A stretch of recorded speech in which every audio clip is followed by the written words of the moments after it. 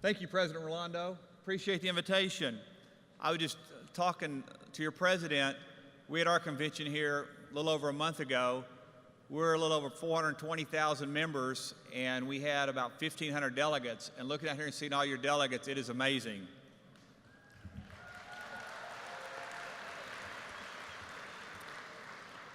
Well, good afternoon.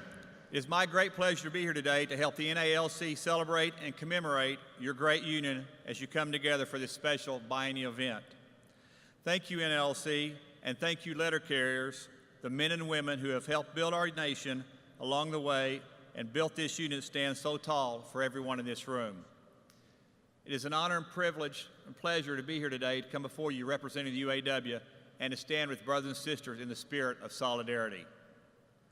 Let me start simply by saying, welcome.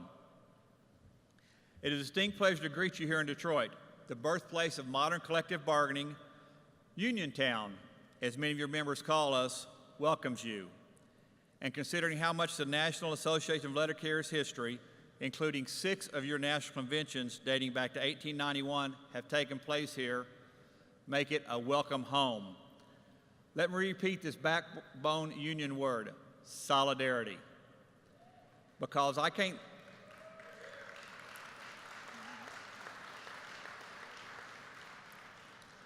think of a word or an ideal that more encapsulates what our 2 historic unions are all about. More fundamentally, what working people everywhere, no matter their occupation or trade or profession, must be about. Our UAW headquarters, just down the road from here, is called Solidarity House. And there, every Wednesday, we wear red to symbolize our solidarity and commitment to the principles we will never stop fighting for. The right to organize, the right to have a collective voice, the right to a solid middle-class life, the right to hold our heads high and make a decent living for our families.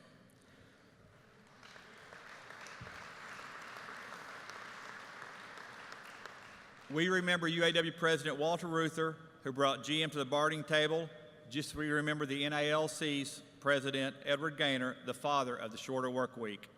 And like you, we dreamed we saw Joe Hill.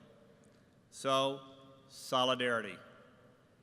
Standing together, our strength in our conviction, our strength in the justice of our cause, our strength in our numbers, our strength in our history, our strength in the face of everyday headwinds blowing against us, our strength in our experience.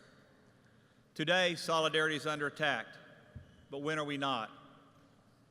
I am here in the wake of some troublesome news, folks. The U.S. Supreme Court just landed a pretty hard punch with the Janus decision. In a 5-4 vote, the court ruled that public sector employees who benefit from unions' collective bargaining services will no longer have to pay for them. That was a low blow.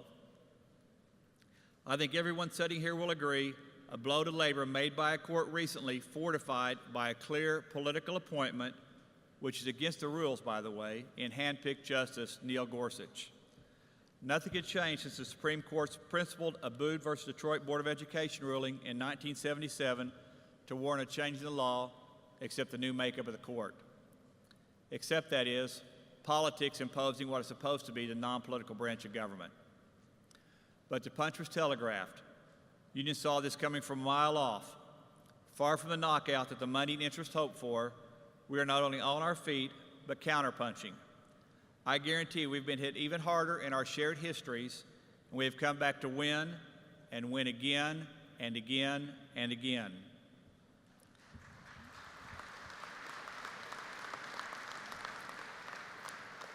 In fact, if y'all get the time while you're in town, please stop over at the Walter P. Reuther Library of Labor and Urban Affairs at Wayne State University. It is straight down Woodward Avenue in the heart of the city.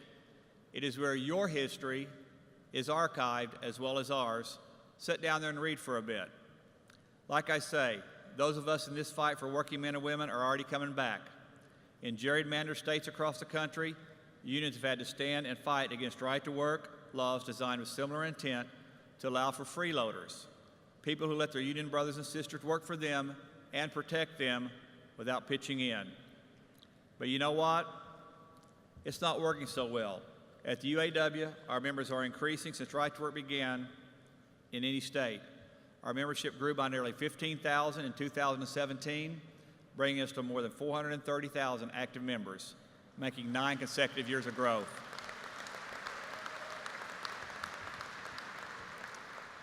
In a number of states with such legislation, our union and other unions have been able to convince people to join up and pay their dues, convincing people of the value and the necessity of strong unions.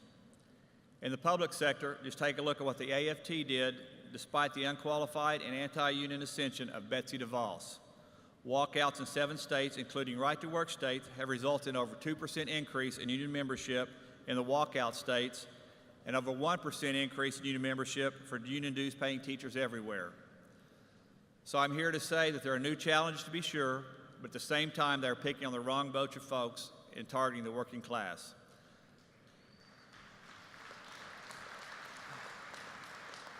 The National Association of Letter Carriers, I can tell you, is led by some pretty smart, pretty resourceful union fighters.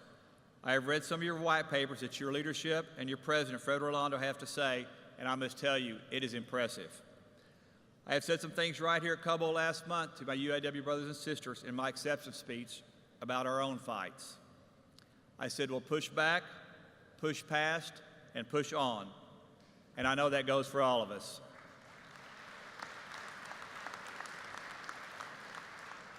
There are always efforts to divide and conquer us, always voices bent on diminishing our voices, so our noble battles to represent common interests will perpetually be fought.